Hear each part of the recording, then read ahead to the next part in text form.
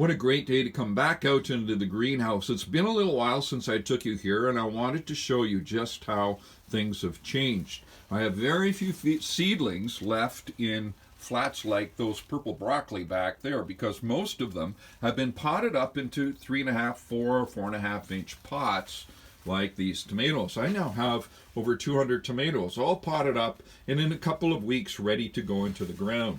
Everything gets this treatment. I give it this Plant Prod water soluble fertilizer 20-20-20, and I just mix it in this barrel which I fill with rainwater.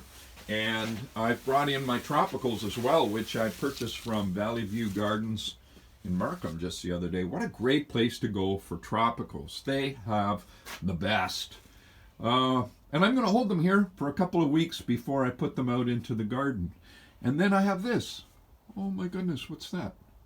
Well, it's a bottle of apple cider vinegar with the mother. And the mother's the stuff in the sludge in the bottom. It's actually supposed to be really good for you, which reminds me, of course, that this is Mother's Day. And I'm just thinking, what a great day to reach out and say, hello, Mom, I love you, and thank you for all that you've done. And if we don't have a mom, my mom died a few years ago, just be mindful of what she did. And I'm very mindful of that today. And I'm mindful of my wife, Mary, who gave me four fabulous kids. So thank you, Mother Mary. Mother Mary, meek and mild. Actually, that's another Mary. We won't get into that. So, Mother's Day, good day to think about it. As we play with our babies, in my case, I'm out in the greenhouse.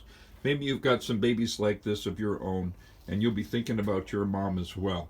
Happy Mother's Day from Mark Cullen, Ben Cullen, markcullen.com.